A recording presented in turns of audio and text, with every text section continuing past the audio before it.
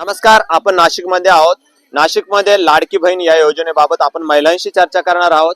लाडकी बहीण या योजना सरकारने घोषित केल्यानंतर अनेक प्रश्न महिलांसमोर उभे राहिले होते आणि या प्रश्नानंतर अनेक अटी देखील समोर आल्या. या अटीनंतर अटी बदल देखील करण्यात आला. तसेच महा ई सेवा केंद्रावरती महिलांची गर्दी देखील पाहावयास मिळाली. त्यानंतर आज आपण महिलांशी या योजनेबाबत चर्चा करणार आहोत. महिलांना या योजनेबाबत काय वाटतं आपण यांच्याशी चर्चा करणार आहोत. काय सांगाल, आपल्याला लाडकी बहीण या योजनेबाबत काय वाटते? लाडकी बहीण योजना आली खरी आहे, पण महिलांना त्याच्यावर फारसा विश्वास नाही. जोपर्यंत त्यांच्या खात्यात पैसे जमा होत नाही तोपर्यंत त्यांचा या योजनेवर विश्वास नाही. पण मुख्यमंत्र्यांनी योजना कायमस्वरूपी राहील असं पण शासनाने काहीतरी महिलांना उदाहरण दाखवायला पाहिजे. आणि कागदपत्र जे केले आहे त्याची पूर्तता पूर्ण होत नाही काहींची. पण अजून त्यात काही 65 वर्षांच्या महिला आहे, त्यांचा जन्मचा दाखलाच त्यांना प्रॉब्लेम आहे. त्यामुळे त्याच्यावर पण सरकारने विचार केला पाहिजे. आणि ही योजना सरकारने आणली पण त्याच्यावर शेतकरी वर्ग पण फार नाराज आहे. महिलांसाठीच का बरं ही योजना? शेतकरी पण म्हणतात आम्ही अनेक योजनांसाठी लाभ सरकारने मंजूर केलाय पण त्याचा वारंवार भेटत नाही. पण या महिलांना भेटेल का नाही याच्यावर काही शंका निर्माण झालेली आहे. ही योजना निवडणुकीच्या पार्श्वभूमीवर आणली असे वाटते का तुम्हाला? हो, ही निवडणुकीच्या पार्श्वभूमीवरच आणली आहे. कारण आम्हाला निवडणुका आल्यावरच योजनांचा लाभ जाहीर केला जातो पण तो पूर्ण होत नाही. 5 वर्ष झाले 10 वर्ष झाले तर कोणत्याच योजनेचा लाभ पूर्ण होत नाही. आपल्या सोबत दुसऱ्या ताई आहे. ताई, काय सांगाल, ही जे मुख्यमंत्री लाडकी बहीण योजना आणली आहे मुख्यमंत्र्यांनी, त्या संदर्भात काय सांगाल? योजना चांगलीच आहे. योजनेचं आम्हाला स्वागत आहे योजनेबद्दल, लाडकी बहीण योजना. पण मग त्यात सरकारने सिलेंडरचे भाव, भाजीपाला एवढी महागाई वाढली, तेवढे 1500 रुपयात काय होणार आहे महिलांचा? असं सिलेंडरचे भाव तर दर महिन्याला सिलेंडर लागतच, आपल्याला भाजीपाला लागतोच. कुटुंब ज्याचं मोठं असलं त्याचा काय फायदा होणार नाही ना. आपल्या सोबत दुसऱ्या महिला आहे. काय सांगाल ताई, ही योजना जी सरकारने आणली आहे त्याबद्दल? महागाई तर खूपच आहे. त्यात मुलांचं शिक्षण, गॅस सिलेंडर वाढलेलं, भाजीपाल्याचे भाव वाढलेले, त्याच्यामुळे तर एवढं ऍडजस्ट होईल नाही होणार. आणि त्याच्यानंतर आपण जे डॉक्युमेंट्स जमा करतोय त्याला पण खूप प्रॉब्लेम येतोय आणि आपण भरलेले फॉर्म पण सबमिट होतील की नाही हा पण प्रश्न आहे. तुम्ही फॉर्म भरण्यासाठी गेल्या होत्या का? हो, गेले होते पण खूप गर्दी होती. 2 वेळेस जाऊन परत रिटर्न आली. अजून तर काय भरलेलं नाही. हा अर्ज करण्यासाठी अनेक अटी शिथिल देखील करण्यात आल्या, त्या संदर्भात काय सांगाल? हो, अटी तर खूपच आहे आणि प्रत्येकाकडे काही ना काही प्रॉब्लेम तर आहेच. कोणाकडे गाडी आहे, कोणी तर कर भरतय, त्याच्यामुळे भरपूर प्रॉब्लेम आहेत ना. असे हे तर खूपच अटी ठेवलेले आहेत. 4 चाकी वाहन नकोय परंतु योजनेचा लाभ घेण्याची अनेकांची इच्छा आहे, त्या संदर्भात काय सांगाल? हा, हे आहेच ना. 4 चाकी कोणी व्यवसायासाठी पण घेऊ शकतं ना आणि त्यांना तर त्या योजनेचा फायदा पण मिळणार नाही ना. मग लाडकी बहीण योजनेबाबत काय वाटतं मग तुम्हाला? लाडकी बहीण योजना खूप छान वाटतंय. मुख्यमंत्र्यांनी जी योजना काढलेली आहे ती छान काढलेली आहे. पण त्याच्यात पण त्यांनी अटी ठेवलेल्या आहे.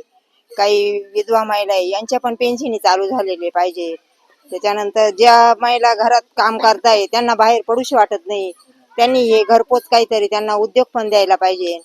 हे 1500 रुपये हे किती 2 महिने देत आहे का 3 महिने देत आहे हे पण सांगू शकत नाही आम्ही. निवडणुकीच्या काळापुरती ही योजना असे वाटते का तुम्हाला? हो, ही निवडणुका जेव्हा होतील तेव्हा बंद पडू शकते असे आमच्या मनात वाटतंय. ही योजना चालू राहिली पाहिजे का बंद पडली पाहिजे, काय वाटतं? त्यांनी जी योजना आणलेली आहे त्यांनी ती कायमस्वरूपी चालू ठेवली तर चांगलंच आहे. ही महिलांसाठीच ठेवलेली त्यांनी, पण पुरुषांना पण मग काहीतरी पाहिजे बा त्यांचं. असं पुरुषांसाठी काय योजना आणली पाहिजे, तुम्हाला काय वाटतं? नाही, पुरुष पण काम करतात ना काही काही रस्त्यावर. शेतकरी माल आहे, शेतीचे एवढे म्हणजे शेतामध्ये एवढे जे कष्ट करताय शेतकरी माणसं त्यांना पण काही योजना पाहिजे ना. तुम्ही शेतीला जे खाद्य देताय ते पण त्याचे पण भाव वाढलेले. आम्ही किराणा मालाचे तुम्ही एवढे भाव वाढून ठेवलेले. आम्हाला तर म्हणजे सगळंच मजुरांना विकतच घ्यावं लागतं ना. जर तुम्ही आज या योजनेचा 1500 रुपये देता, 1500 रुपयामध्ये तुम्ही किराणा घ्यायला गेला तर किती किराणा येणार आहे त्याच्यावर? महागाई वाढली आहे आणि योजना दिल्या जात आहे, तर योजना पेक्षा महागाई कमी केली पाहिजे असे वाटते का तुम्हाला? योजनेपेक्षा महागाई कमी केलेली पाहिजे. परंतु योजना ही देखील महत्वाच्या आहे. सरकारने मुलींना शिक्षण मोफत तसेच लाडकी बहीण ही योजना राबवली आहे.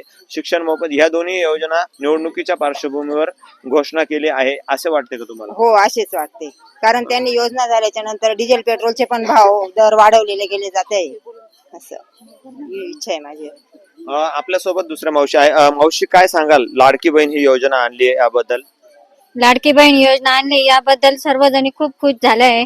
पण लाडकी बहीण योजना आणली त्याच ऐवजी त्यांच्या मुलांना, जे मुलं शिकलेले आहे, जे बेरोजगार आहेत आता सध्या शिकलेले मुलं, त्यांना काहीतरी सरकारने रोजगार दिला पाहिजे. तोच हातभार बहिणींना लागेल अशी मी आशा करते. आणि हे जे बहिणीला दिलेलं हे आहे 1500 रुपये, ते सगळ्यांचं व्यवस्थित भरून झालं पाहिजे व कायमस्वरूपी ते राहिलं पाहिजे अशी माझी इच्छा आहे. ही योजना टिकली पाहिजे तुम्हाला वाटते? हो, टिकली आणि पाहिजे. रोजगाराबद्दल काय सांगाल? रोजगार आणि योजना यात काय वाटतं तुम्हाला? रोजगार म्हणजे थोडासा तो हातभार लागतो. रोजगार 1500 रुपये जर आपल्याला बहिणीला भेटत असेल, गरीब कुटुंबातली असताना, आणि तिचा मुलगा जर शिकलेला असेल, त्याला काही नोकरी नसेल, तर 1500 रुपयामध्ये ती काय भागवणार आहे? त्याच्यासाठी जे मुलं आहेत शिकलेले, त्यांच्यासाठी रोजगार काढला पाहिजे सरकारने. त्यांना काहीतरी शासकीय रोजंदारी दिली पाहिजे अशी माझी इच्छा आहे.